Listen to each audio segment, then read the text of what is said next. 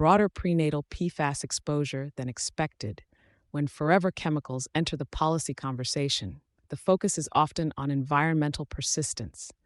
New evidence suggests the timeline starts earlier than many frameworks account for, before birth.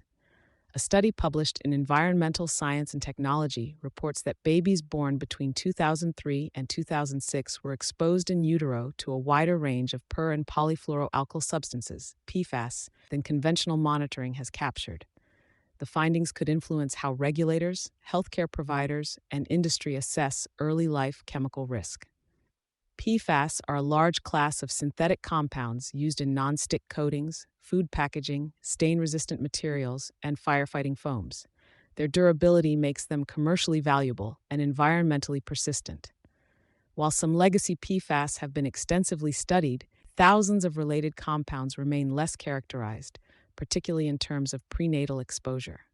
The research team, led by Shelley H. Liu at the Icahn School of Medicine at Mount Sinai, applied advanced non-targeted chemical analysis to archived umbilical cord blood samples from 120 participants in the Cincinnati-based home study. Rather than screening for a predefined list of known PFAS, the approach scanned broadly for hundreds to thousands of chemicals simultaneously. Expanding the scope of prenatal exposure measurement, traditional PFAS panels typically quantify a limited number of well-known compounds.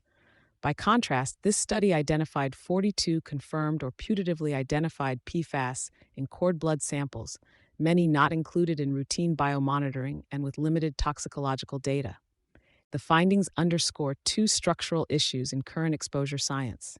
First, prenatal PFAS exposure appears to be a mixture issue rather than a single compound concern, encompassing perfluorinated chemicals, polyfluorinated chemicals, and fluorotelomers. Second, historical exposure levels may have been underestimated simply due to narrower testing parameters. The use of archive samples from births between 2003 and 2006 also creates an opportunity for longitudinal analysis. Those children are now adolescents, allowing researchers to examine how complex early life PFAS mixtures correlate with later health outcomes. For research institutions and public health agencies, pairing stored biospecimens with updated analytical tools offers a way to revisit earlier cohorts with greater precision, from individual compounds to cumulative burden. To move beyond isolated chemical readings, the researchers developed PFAS omics burden scores. Drawing on item response theory, a statistical method commonly used in psychometrics, the scores estimate overall PFAS exposure as a composite measure rather than as separate values for each compound. When applied, the mixture-based metric altered some previous interpretations. Earlier studies using narrower panels suggested exposure differences between firstborn children and those born after prior pregnancies. Using the broader burden score, those differences were no longer observed. The shift highlights how methodology can materially influence scientific conclusions. For healthcare systems and regulators, the implications extend beyond academic debate. As environmental health research adopts high-dimensional omics-style approaches, cumulative exposure metrics may become more relevant for population-level monitoring and surveillance, risk stratification during pregnancy, informing regulatory thresholds that account for mixtures rather than individual chemicals.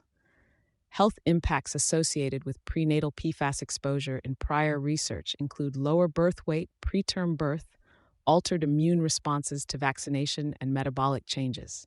Professional bodies, including the American College of Obstetricians and Gynecologists, have identified environmental toxin reduction as a priority area. However, PFAS exposure is not routinely assessed in clinical settings, and regulatory standards typically address individual compounds. The study signals a broader shift. Risk assessment models that focus on a limited set of known PFAS may not fully capture cumulative exposure.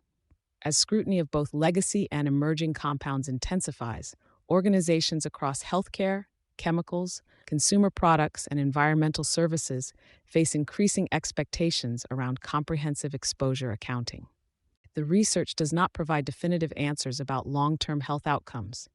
It does, however, suggest that measurement strategy plays a critical role in defining risk.